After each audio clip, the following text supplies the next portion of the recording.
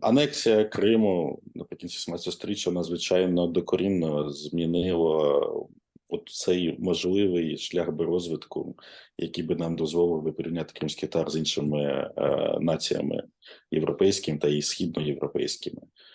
Бо фактично цей шлях розвитку припинився і він пішов абсолютно іншим шляхом самозбереження. Очевидно, що спільнота, яка в епоху індустріалізації та ідеології в 19 столітті не народилася як нація, як модерна нація, вона шукала собі прихисток і стратегію виживання в домодерних ідеях. І очевидно, що в 19 столітті такою ідеєю була релігія, а це те, що об'єднувало спільноту і давало певну надію на порятунок, буквально і не буквально.